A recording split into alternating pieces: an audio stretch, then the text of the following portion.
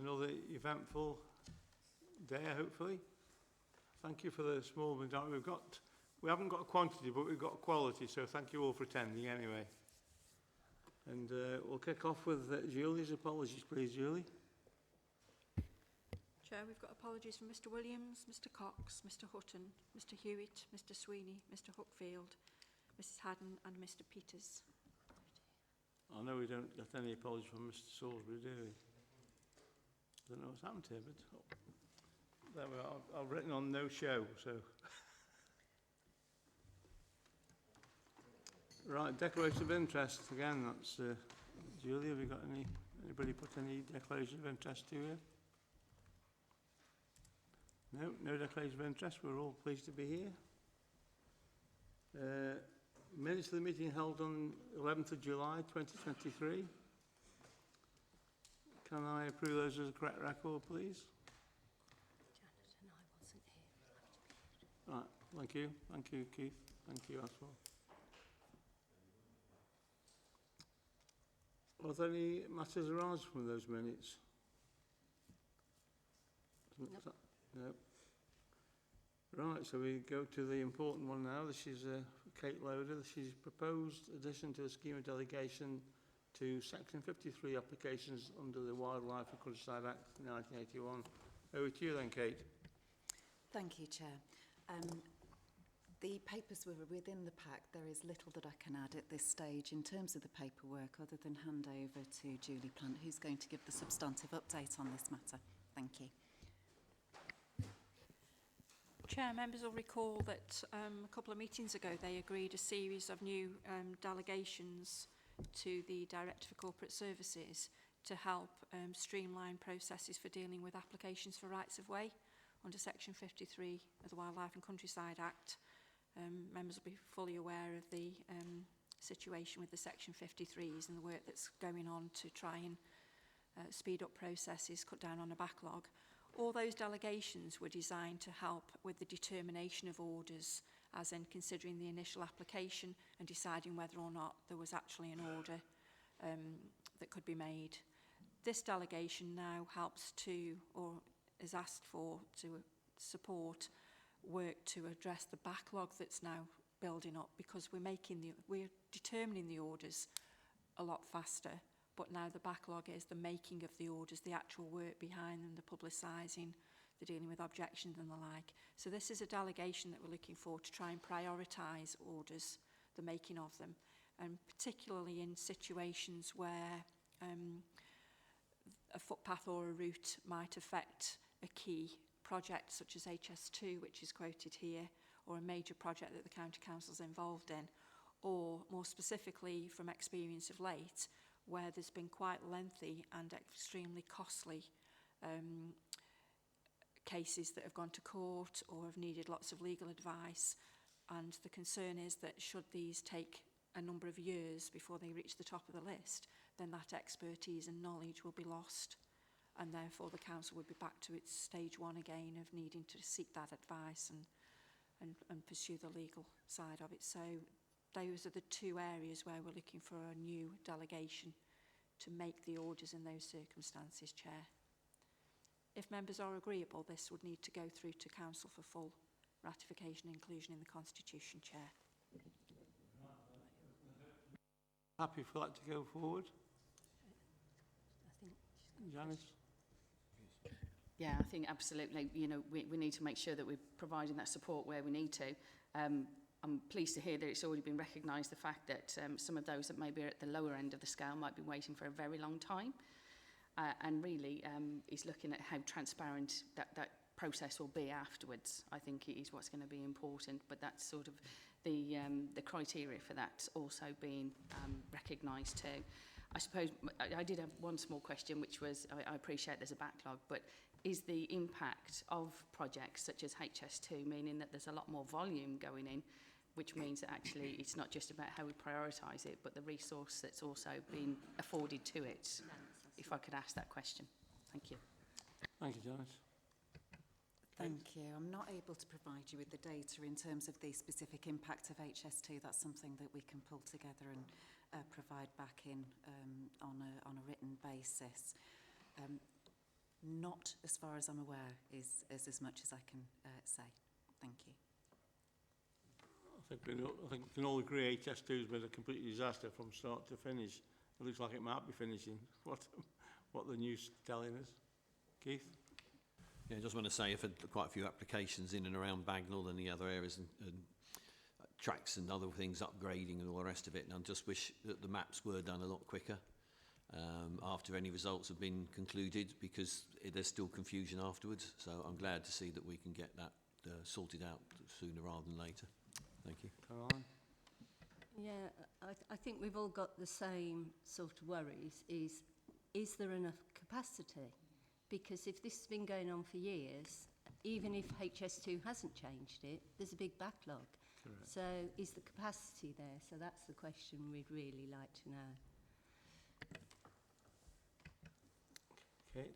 Thank you. There is a substantial backlog, and there is transparency in relation to the backlog and the priority list and the matters that are awaiting determination.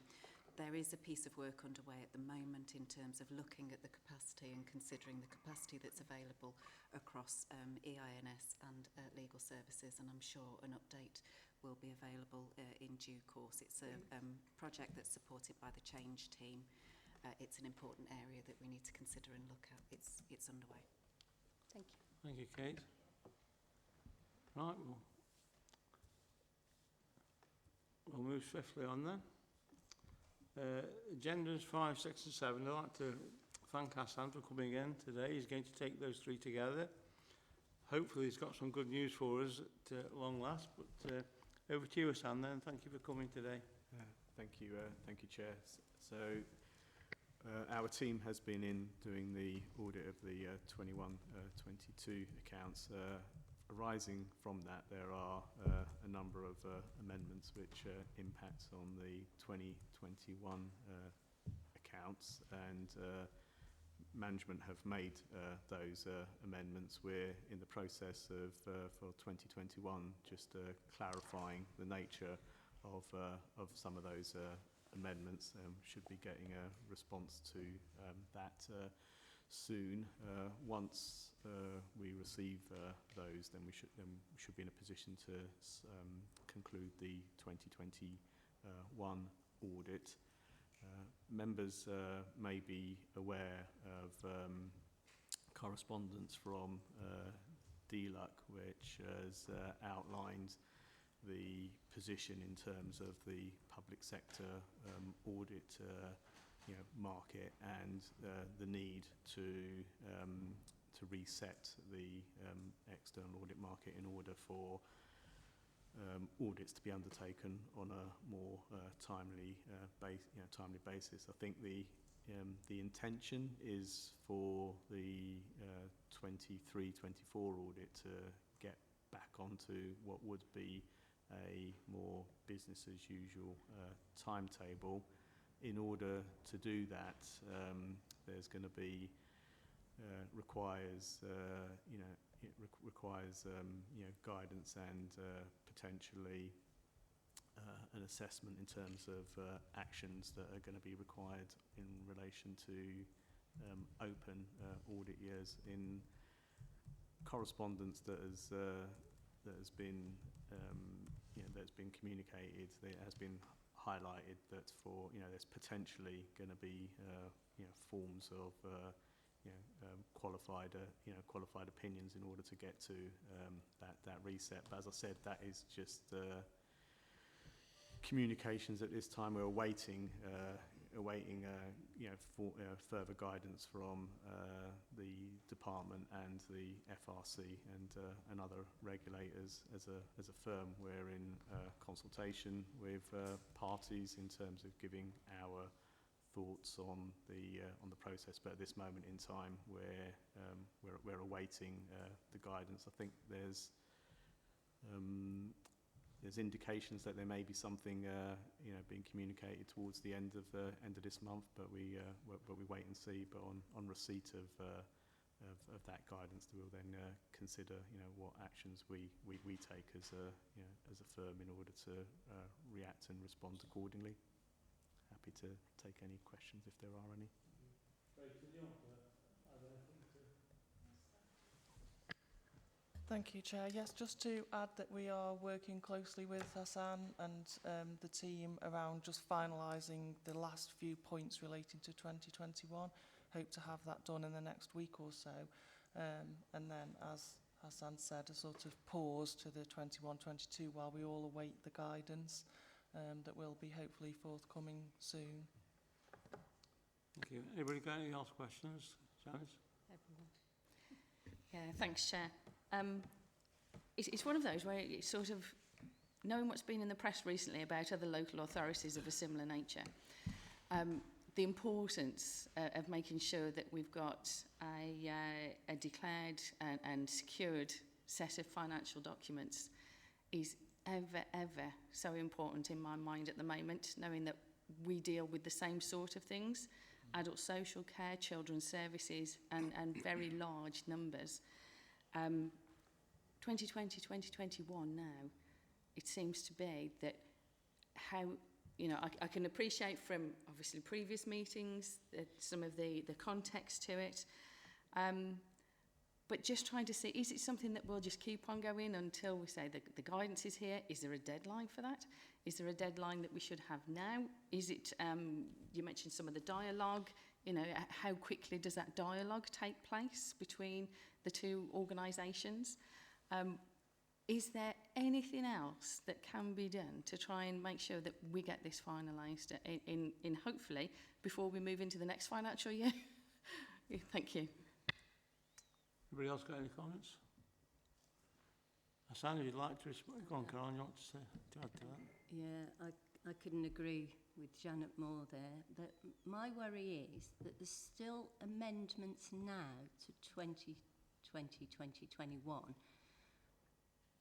I can't, it's my simple brain, I can't see how there can still be amendments now, because if it had finished in 2021, then the detail you're getting now, you wouldn't have got anyway. That's how my mind works. So I can't see why that hasn't been signed off. That, could you explain to me?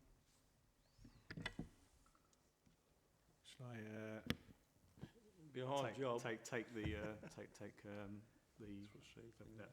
last point first of all, in terms of the amendments that are kind of arising from the audit of 21-22. We need then to reflect to see whether those same issues were were relevant to 2021. You're right that if the 2021 accounts had been signed off, then that would have the opinion would have been issued, but we would have still then needed to consider whether there's a prior year adjustment in relation to the 2021 accounts. So from that point of view, we're taking account of the latest information that we do have. In terms of the first point, in respect of the current state of the as I said, of the audit market, and needing to make sure that getting into a position where audits are being undertaken for the relevant financial year on a more timely basis, and that is the purpose in terms of the announcements that have been made and the actions that are being taken in order to get to that position. To get to that position is going to require, I suppose, for want of a better word, certain overrides in order to, because what you in an ideal world, which is I think where the direction of travel, auditors will be in come the new calendar year, would be starting their audits of the 23-24 financial statements, and unless you're in a position where you're actually starting the 23-24 audits on a timely basis, the point that you're making about catching up, will it ever happen? You'll just this is a personal view, is that you'll continue then to have that domino effect. So I think across the whole system, actions are going to be required to try to get to a position where you're starting the 23-24 audits on what would be on an on time basis in order to catch up. But the reporting implications for audit years that haven't yet been concluded will need to be considered. And as I said in correspondence that has been communicated, it's highlighted about the possibility of auditors issuing qualified opinions in order to catch up. There's as part of that process, there's regulators are looking into what does that mean for opening balances, etc. What does that mean for the requirements to comply in terms of the international standards on auditing? How do you get around all of those positions? But the aim of the reset is to try to get the whole market back to a position of audits being completed on a timely basis, where it informs your governance process. It's more relevant in terms of the timely communications, and you're not in a position where you've got audit years which are outstanding, which then has a knock-on impact on future years. So the current position isn't sustainable, but and hence why why it's being looked at. Caroline, you want to come back? Oh, okay, because it is on the same thing. So thank you, Mr. Chairman. So each audit that's done, when it's finished, it really is still a snap in time. Whichever way you look at it, you can't have information of the future. And each time we're changing 2020, 2021, I can't believe I'm still saying that, 2020, 2021, each time that's changed, that has a cost implication to this council. So I need absolute assurance of you. This is the last bit. This is coming back, done and finished. You've chosen your time, and this is coming back to us finished. It can't keep going back and forward. Keith, do you want to add to that? Well, my question might have some relevance to it in terms of the amendments that you haven't given us details of. My concern is how significant these amendments might be. Same with Carolyn. Are they going to be significant financial issues that are being slowly mushroomed over from 2021, and you're saying that this is something that could be affecting us today, in 2023, 24. And my second question really is, could something like this, the auditing and everything else like that, the internal audit, I don't know whether that's included as well within it, probably not, but the data breach, is there things that weren't doing, which are amendments 3 or 4 years ago, which could now be leaving us in somewhat of a risk area where we didn't need to be in that risk area if in fact this all have been, the amendments you're now dealing with have been recognised. And can we please, I think we've already had this, is there any way that we can stop this from happening in the future? How far is this likely to continue into the future? I know we've got a timetable to try and complete it by 2024, but are we going to achieve that objective? So in terms of the amendments that have been made, they are material amendments, but the amendments are broadly in the category of kind of to do with reclassifications or amendments which impacts the balance sheet. There aren't any amendments which are impacting on the overall financial position of the authority at this moment in time. So that's answering that question. In terms of the looking to get things everything's concluded, then an audit is at a point in time, but we do need to take account of up-to-date information before we, in terms of when we issue our opinion. I've outlined that we're looking to get the 2021 position concluded shortly, once we get some responses in terms of understanding or further details in terms of understanding some of the amendments which have been made. In terms of the point on whether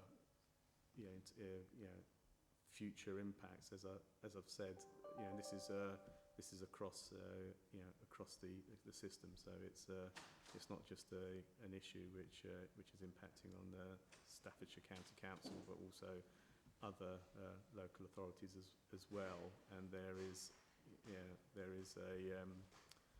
actions being taken in order to reset the external audit the external audit market, in terms of getting to a position where the audits are being completed in line with, in accordance with a more timely timetable that does meet governance requirements. But that said, there's certain actions which are going to be needed in order to get us to that, in order to get the system to that position, and that's where we're waiting for that guidance in terms of what it means for yourselves as local authorities, and what it means for us as external auditors. Thank you, Hassan. Rachel, do you want to come back?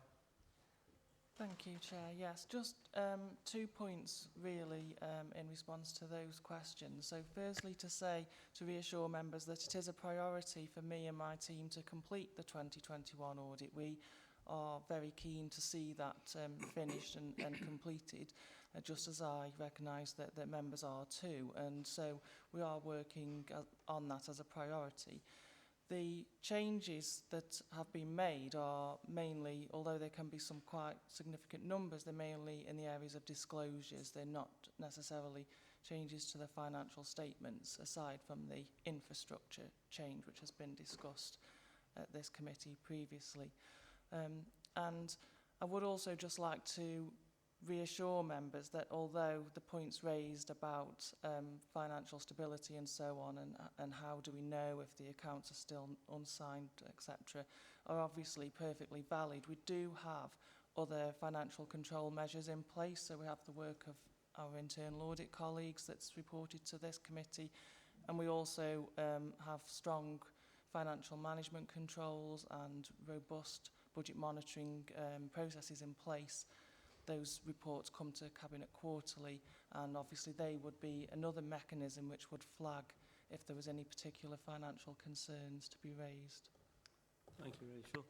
I'd just like to say, I think, just closing this discussion, I think as a county council, I've never known anything. I mean, I've been a county council for 12 years and I've never known anything like it.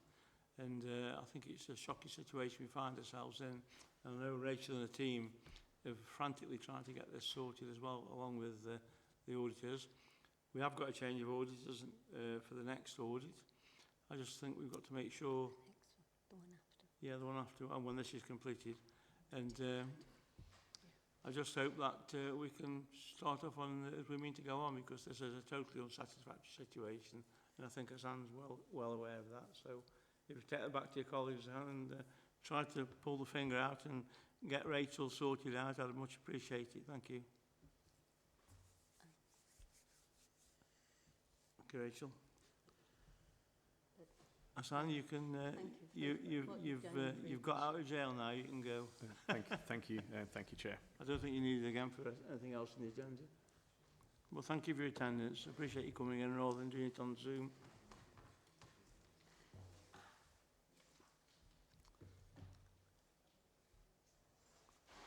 Right, we come to agenda item 8, that's Civil Contingencies Governance Annual Report for 2022-23, and I think that's over to you, Tracy.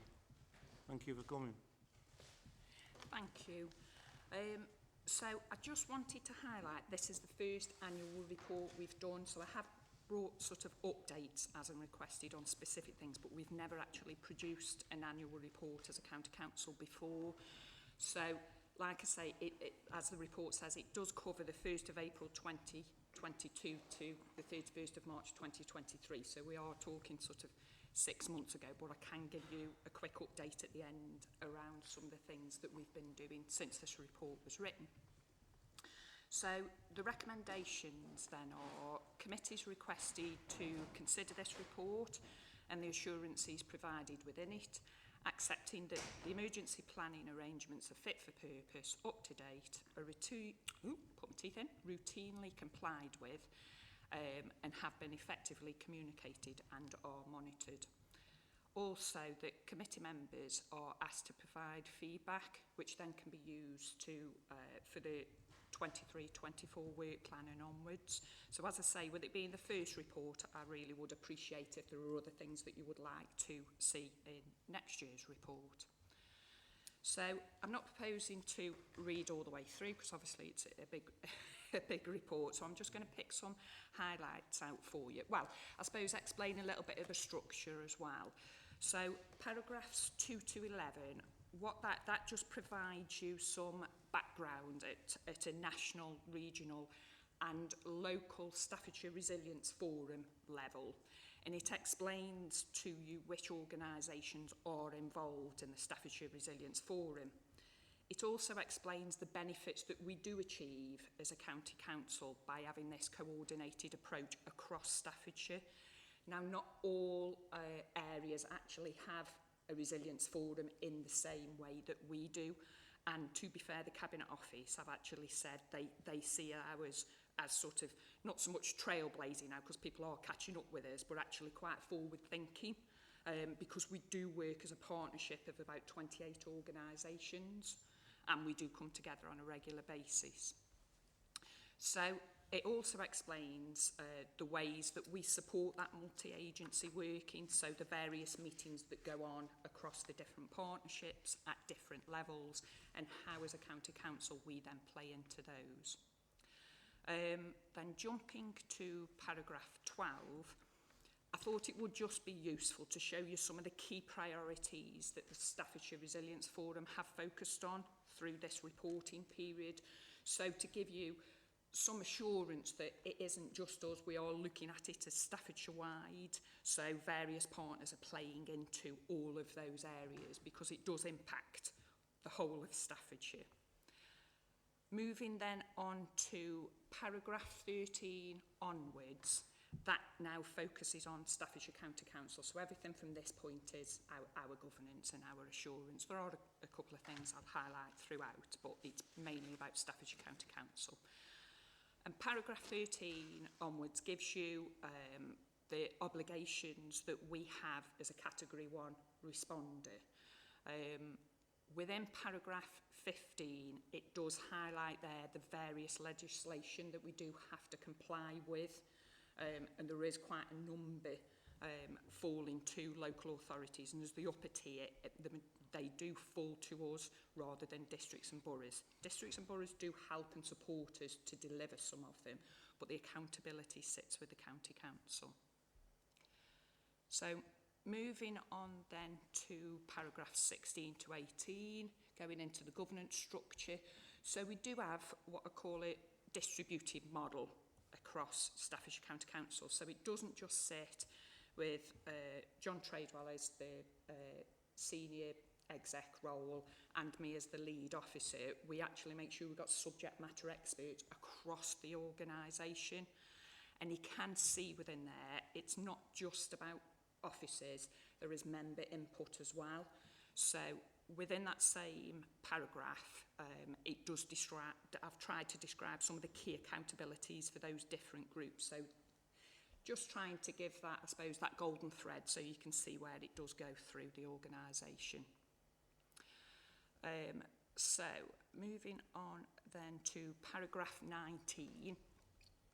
So we do have the overarching policy as a civil contingencies policy, but what I was trying to explain to you, that can't answer all the questions on its own. So there is a suite of policies that sit under the civil contingency policy. That's like your overarching one.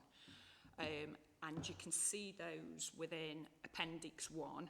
And what I've tried to do within there is show you those that are strategic, those that are tactical, and those that are operational. There's then also within Appendix 2 their review cycle. So moving on then to emergency planning and resilience. So paragraph 21, this explains our response and recovery approach. Now what I would say is the level of response will vary depending on the size and the scale of the incident. But what I have included in Appendix 3 for you is just that full sort of national, regional and local structure. So it helps just to see where there are incidents that we may respond to as a county council, but when it's a multi-agency, at what level government departments would get involved. If I move on then to paragraph 23 and 24, this covers the emergency planning that's undertaken to meet those obligations that I talked about earlier. There are some specific plans being developed as we speak, one of them being cyber, one of them being supply chain resilience. I will cover those in a bit more detail. So moving on to paragraph 25 to 27, this explains about the business continuity framework that we've got at the moment. As I've said within there, we are reviewing it because, yes, we meet the standards and the legislation, but actually we'd like to move towards best practice. We've also recognised since COVID, actually we can probably make it a lot, now that we're all, you know, a lot more used to the tech, shall I say, we can make it a lot easier and slicker for people, and the process is a lot easier for people. So that's something that we are focusing on at the moment. Paragraphs 28 to 29, this then covers the risk assessments that both ourselves do and the Strategic Resilience Forum. And this is to make sure that obviously under the Civil Contingencies Act we are meeting our legal duty under there. So moving on to training and awareness then, so paragraphs 30 to 37. What I've tried to do is highlight some of the things that have been delivered through this reporting period, whether that be training, exercises or awareness. What I want to highlight is that all lessons learned from any of the training or exercise, once they're identified, it goes back through the loop and we make sure then it's incorporated in any of the plans that I've talked about within Appendix 1 to make sure that those are updated, and then again following it through to business continuity plans, and then if needs be sharing it with any appropriate partners. So if we did something as an exercise of our own and we had some learning, we would share that across the Staffordshire Partnership. So looking at 2023 onwards, so obviously after this report, what are we now focusing on? So this is covered under paragraphs 38 to 43. What I've tried to do is just explain some of the key areas, so don't think these are the only things that we're working on. What I've tried to do is just pick those high-level areas that we've started to focus on since sort of the 1st of April. So we are looking at making sure we increase capacity across a number of key roles. So making sure, have we got people out of hours who can respond, whether that be virtually or actually in person. We are adopting the training accreditation that the Staffordshire Resilience Forum have put in place, whereas previously people will have gone on a training course and an exercise, it wouldn't have been accredited, whereas now we're using standards through the university to measure actually when they've been on that training, which for individuals it probably feels more meaningful, and for us we actually know the learning's happened, they haven't just attended a course. And again, we're making sure that we've done a review of the critical services and are the business continuity plans moving towards that best practice, whilst ensuring, like I say, it is user-friendly for people, but making sure it's still got the robust governance. Supply chain resilience. Now, this is something that we are focused on, and so are many other local authorities, but it is a very wide subject. So What we've got is a focus group across a number of departments to start and look at it, because it covers procurement, it covers audit, it covers finance, individual people who are commissioning, as well as ICT, etc. So actually, when you start to bring all of those in, what I'm trying to do is get to a point where people are thinking about it in their business continuity plans, not just about the resilience of the network, but the data that they're holding as well, and how easily could we get that data back. So it is huge. I'm not expecting to have done it this year, but we should have a framework and an approach that we're going to take within Staffordshire County Council. Again, learning from others, looking at best practice across some of our partners, but mainly wider other shire local authorities who have some of the same sort of issues as us. And then the gap analysis has been carried out against the legislation, standards and best practice, and that's starting to drive this year's work plan and ensuring that that ongoing awareness happens. So what I'm looking to do is not just raise it with those who hold a civil contingency role or post, actually it's the wider organisation, because we've all got a part to play. My ideal would be we treat civil contingency a bit like we do health and safety now. So it's not, we've all got a part to play, but then managers have a little bit more, and then you've got subject matter experts who come in for that very top level. Whereas at the moment, I think it is seen a bit like health and safety used to be. Well, it's those strange people who sit in the corner who do all the civil contingency for us. But that is about awareness and people understanding the role they've got to play. So that is a big part that we're looking at doing going forward. So there aren't any specific equalities, legal, value for money or climate change implications that I'd want to highlight, other than those comments that are contained within the report. But I just want to draw your attention to the risk implications that are in the documentation under paragraphs 48 to 50. So that's about, and again, this is about giving you some assurance that we are putting mitigations in place. So risks are contained within our own emergency planning risk register, and any that do need to be escalated within Staffordshire County Council then form part of the corporate risk register. Any that then affect other partners are escalated through the Staffordshire Resilience Forum and form part of their risk register as well.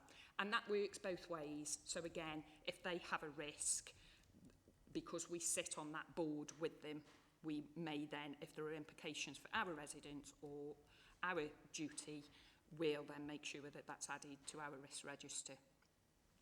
Like I say, there is a programme in place for further development on the business continuity plans.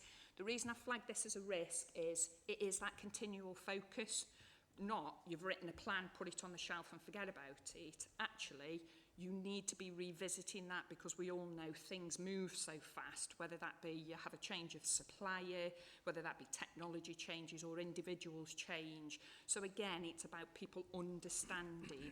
Don't just write it and put it on the shelf. Actually, it is a living document that you need to make sure, because heaven forbid you never know when you might need to use it. And then I suppose the final part is, I recognise, you know, a key part of this committee's role is to give that assurance to the authority, but also council taxpayers, that the public resources invested in the council are being properly managed. And I do feel that this report is one way that that assurance can be given. So if I just, that's it for the report. If I just take us back to the recommendations then. So it is to consider that the report and the assurances provided within it, and then if committee members can provide feedback that can help us to inform the 23-24 work plan. Thank you for that, Tracy. I must admit it's a role I wouldn't like to participate in, I have to say. Keith, would you like to say something? Yeah. As someone who deals with explosives on a daily basis, yes, anyway, I'll leave that point there. So I think some of this sort of is something that I look at quite regularly and live and swim in it, if you see what I mean. Great to see what you're doing. Fantastic to see how you're doing it. There's an ongoing process. I think all that is very, very positive. I see that other people are learning from you or learning from us. I think that's fantastic as well. Just a couple of questions, and I think you've partly answered it within your presentation in any case. Was obviously this is pressurised partly from the department, you know, from the government downwards. We've seen that structure with COBRA and everything else on that one. I realise you have brought in these elements of regional and local elements within it. I just wondered, have you found any significant differences, if you like, between the different areas within Staffordshire? And I'm talking about topography, local voluntary sector, flooding, transport structure, all these other things that will have an effect as and when, well, hopefully, sorry, I put the word when in there. There will be a disaster at some time, whether we like it or not. I think we had one just in High Peak only last year or the year before with the dam going.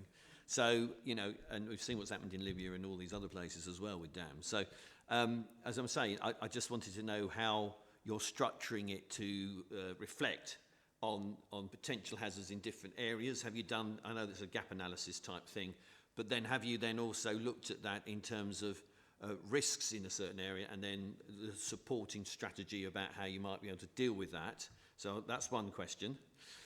And then the second one is, although you've talked about business continuity, which is any small business owner and people that run businesses is very important to see, there is an element about other businesses locally who have expertise.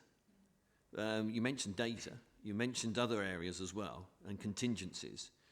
I didn't see anything in there about expertise from businesses necessarily coming in within the process. I just think that that's another great resource that we have within Staffordshire. We have some fantastic businesses. You know, I think Libya would have loved a few JCBs hanging around recently, you know. We have that facilities and many, many more. I just think it would be great to get that expertise in as well at some point, and then help that within the training and sort of swap within that training, you know, exercise across the whole area. And as you say, it becomes then more to do with everyone's responsibility, not just poor old John there sitting there. It should be all of us who are involved in this. And I think if we do that, then we'll be a fantastic model, I think, for the rest of the country. I'll leave it there. Thank you.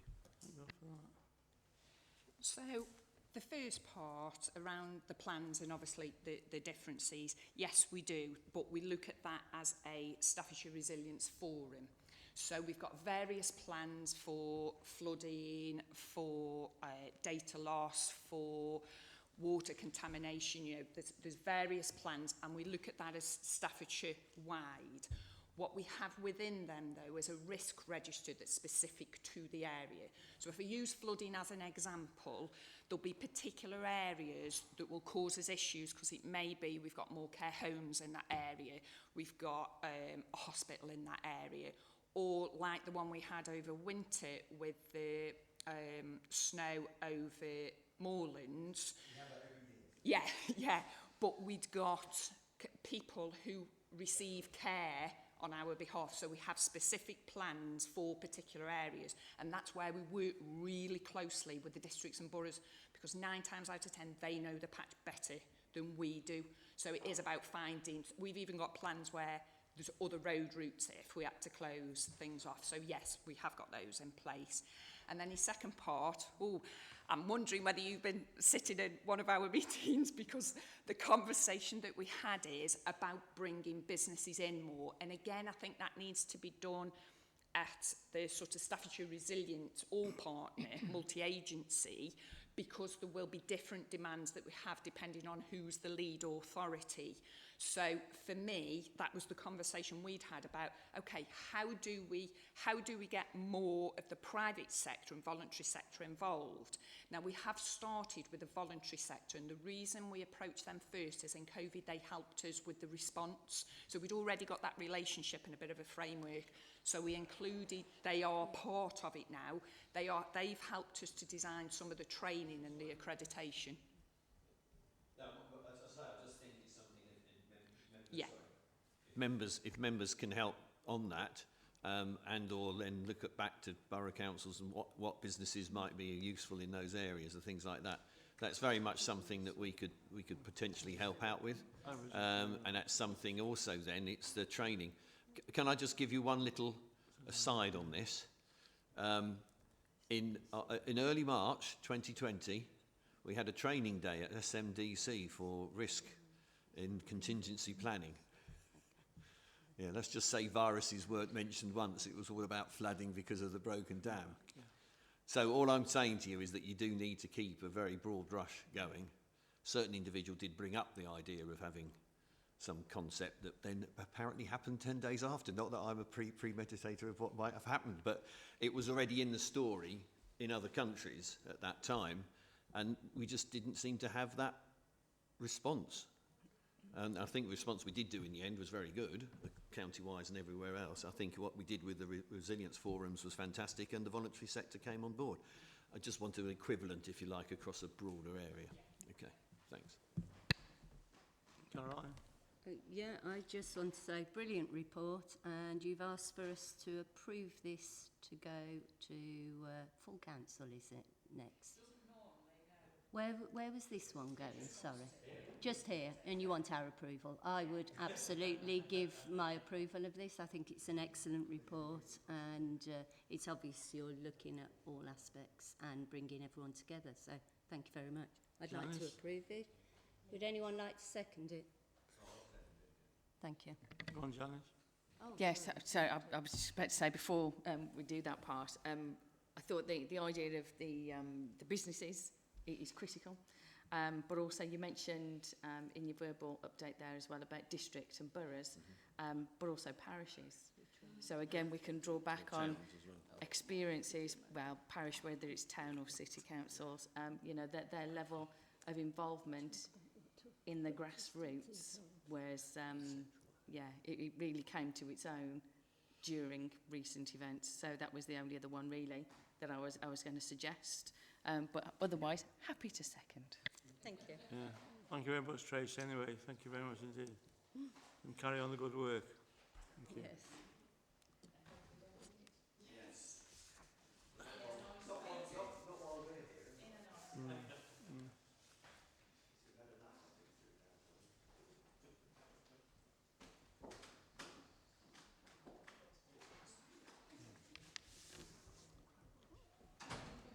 I think you're bored, William. Tip at tears, he's gone. Yeah.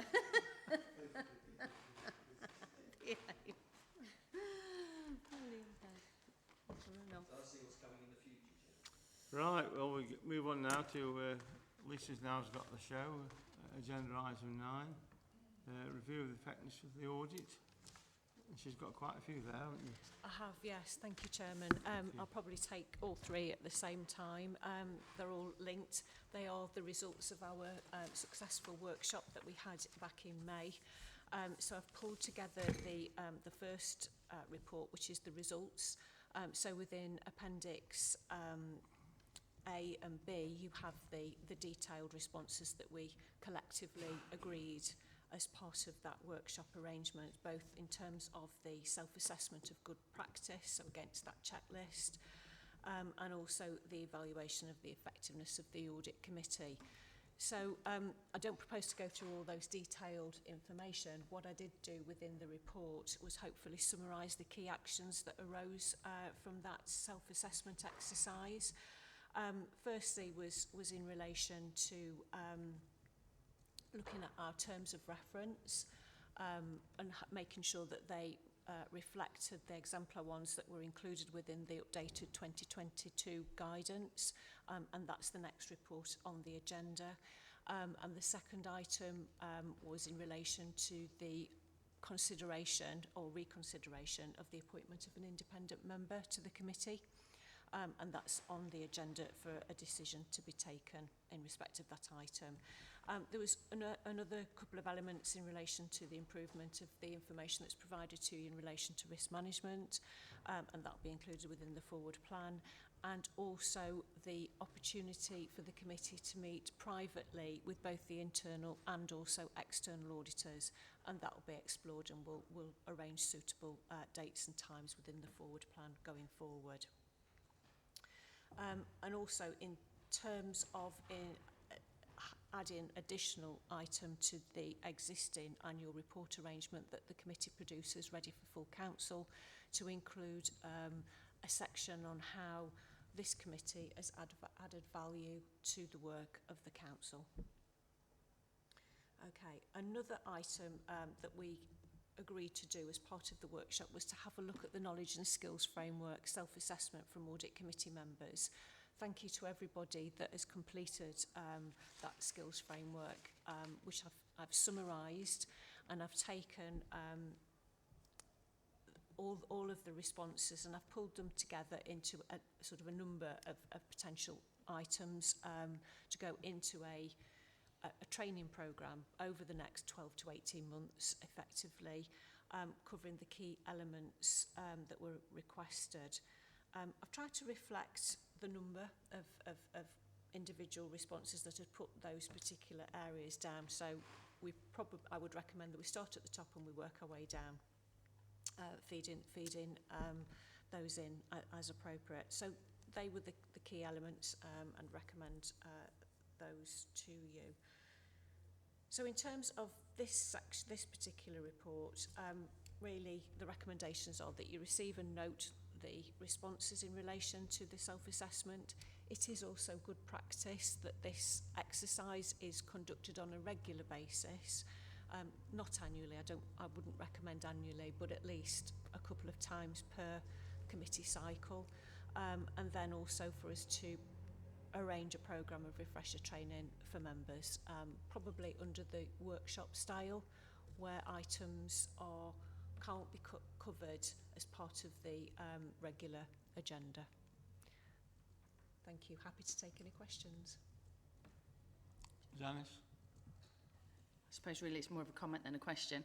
I would say that I found that workshop event ever so informative, and having opportunity to have what I would call a healthy debate, and some of those points were debated in some detail. The attendance of that, I think, gave us a representative sample of enough people, and more than what's here today, is what I would say. So for me, it was looking at, is this sufficient to be able to draw enough of a conclusion from the people who were there? Absolutely. Yeah, I found it a very useful, worthwhile event, and the way that it's been presented in here, I think, is also useful. Thank you. Okay. Keith? You might ask me a question. I don't really have any questions other than it's... Right, next. No, it's a bit like marking your own homework to some extent, this is, isn't it? And obviously the two things about meet the auditors and bringing in some independent people on the committee are great things. No, my only question is 155 out of 200. Is that good? Is that bad? Have we got any reference to this yet, or is it something that we have to aim for in the future when we do this again? I don't know. Thank you. I think 155 is good. It's over 75%, so that's good. In terms of that, perhaps I could ask my colleague Debbie to take that back to the Midland Counties audit group to see if we could benchmark ourselves against other local authorities to see how they'd done, and if there's any sort of learning from that exercise, we can always bring that back as well. Although we've been dealing with the people on this committee, I think one of the comments I did make during the training was the fact that there's another 50-odd members of this council who don't sit on this committee and don't do anything to do with the audits and everything else. They just wave them through when they get to full council more than anything else. I'm still concerned to some extent that they're none the wiser, I think, a lot of the time. That's not to say that we are the wiser, It's their choice, Keith. yeah, I know, but it's their responsibility as well, and sometimes I think that's a bit sort of washed aside, as it were, It is what it it's over, that was all. Thanks. Caroline, do you want to... Thank you. Thank you, Mr. Chairman, and thank you for bringing this report, Lisa. I've got a little worry when I read this. The net budget for internal audit seems very small considering what has to be done, especially given this was set a few years back now, and yet you haven't, from my comment earlier on to Ernest Young, you don't see things like COVID happening and the knock-on effect of budgets taking 3 years to do a one-year budget and the extra work that you've had to do.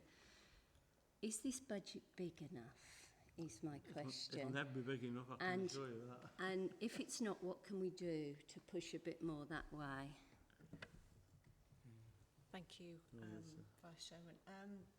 In terms of is it sufficient, you may recall as part of the delivery of the annual audit plan, we look at the risk assessment that's required and make sure that we've got sufficient resources in order to be able to deliver that plan.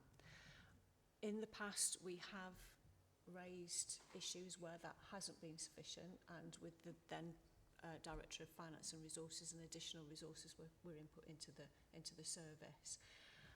If we were to flag that up, and obviously if Debbie was to feel that she hadn't got sufficient, then we'd go and have a conversation with the Director of Finance, who would be very open to consideration of where, if we said that we needed additional resource, we could draw on that. I think it's about finding the right resource and the right auditors with the right skills and abilities to be able to do the work. They're not out there. There's not a glut of them. So I think it's really important that we retain the skilled workforce that we have within that service already. I think that's, for me, the bigger risk. Yeah. Absolute. And that budget just shows what an excellent team we've got because of what comes through here. So thank you again. Absolutely, yeah. Have we got to consider these recommendations? Or? No, just to agree the training programme and the workshop. Yeah. Everyone, go on, Caroline. Yeah, I would like to agree this training programme. Can I have a seconder? Janice, Yes, Janice. Thank you. Everyone's agreed? Yeah, thank you very much. Do you want to... Okay, I'll move on to the terms of reference, the updated version. I sort of benchmarked our existing terms of reference that were updated a few years ago against the exemplar ones that are in the 2022 guidance. Moving to the appendices, Appendix 1, I'm really sorry I haven't got any page numbers on the pack, which is a bit disconcerting, but Appendix A, you'll note that there's a bit of a colour scheme. The yellow areas are the new additions that we've added to the terms of reference this time, and the green ones are the new suggested ones, functions that were already undertaken by us but actually needed to be reflected within the terms of reference. So we were adhering to good practice, and the terms of reference via SIPFA have caught up with those. So this is the revised document. I would recommend that you approve this, and then it goes through to full council for formal ratification and inclusion within the council's constitution. See, I was joining the two. No. Yeah, absolutely like to approve this. I don't think we'll have any questions on this. It's, again, a great job and made it very clear for us. Yeah, definitely. It took quite a while, actually, to get all of that cross-referenced. Don't go to the next. Yeah. Okay, so the final paper from the workshop relates to the potential appointment of the independent member. Members may recall that we previously looked at this in January 2020. We did some research in relation to what the job description would be for an independent member. I've replicated that, I've reproduced that within the particular paper, within the report. And I've also highlighted the pros and cons of whether or not we wish to pursue this. This time, a lot more county councils have gone down this path, and recent research through the Society of County Treasurers, from the 28 responses received, 57% had already appointed at least one, some had got two. A further 21.5% were actively looking into recruiting a member, had been out to source an individual, but actually been unsuccessful in being able to attract the right person. And then the final 21% had not reported any activity regarding independent members. So it is about having the right person with the right skills and attributes that can be complementary to the workings of the committee and that can provide additional advice in relation to the issues that come forward as part of the agenda. So I'm happy to let, or for the chairman to lead the conversation. From my personal stance, if we had a full turnout of the members on this committee, we wouldn't need an independent member. I think it's pretty poor. Since I've been chairman, and I was chairman before many years ago, we've never had a full quota. It seems to me if people think auditing the council, it's something that's a bit too much. I don't know. It's just a shame that we can't get enough people. Some people have never attended one meeting, which is pretty dismal, really. So that's my personal opinion. But Caroline? But on the flip side of that, if we had got a personal one here today, you could have started 10 minutes earlier. Very just call it. Yeah, I know, sorry. Apologies again. Have members got any views on this? No, Keith. You've spoken enough, Keith. Janice, you go first. Be polite this time. He's overruled. Overruling a chair, Keith, that's a bit brave. Yeah. No, I'm just concerned about the attendance really at these committees. You know, just looking at the officers we've seen today, there's twice as many officers as there are members here, which during the whole meeting there's some that's left already. So I just find that a little strange, and the fact that the people attended the workshop but then don't come and attend the meetings. So I don't know what you chair might have to wave the whip or something. To be fair, with Stephen not coming, he always brings Derek, so that was 2 down. Right. Bernard's not well. Right. So there's some reasons for it, and yourself as well, Chair. So yeah, well done on being here today. I can only come up with what we've done at district, where we do have 2 independent members on finance, audit and finance, but we're having difficulty filling that role at the moment. But the people that did achieve that for the previous 3 or 4 years, it was good to have that independent voice available, I think would be my phrase on that. Not just from a membership point of view, but also from an external business point of view, that maybe whoever you get employed can bring into that equation. Well, just counter that, Keith, it's getting the right person, that's the problem. Yeah, I think all the local authorities have had that issue of a sort of... Yeah. Anybody else want to put the 5 penny worth in? Janice? Yeah, thank you. It's an interesting one in some respects. I think that there might be occasions where it would be beneficial if there was a certain skill set that was required for what was being debated at that time. I'm not sure if that person would actually be a voting member. So when you said about being quorate, if they would actually count or not, I'm not sure. I'd have to get clarification on that one. In another respect, I think that if there was somebody there, that there might then be a potential for members to think, well, actually, they're the experts, and I'm going to absolve my responsibility onto that person, potentially, as well. So the fact that we've got so few of us here today would incline me to think that that was something that would need to be considered first if we were to do that. So I think on the sort of probability side, I'm leaning more to the fact that we might struggle to get them. If I think of a comparator as a school governing body, we might actually have ex-head teachers who come along as co-opted members, but it doesn't necessarily help. In some circumstances it does, and others not so.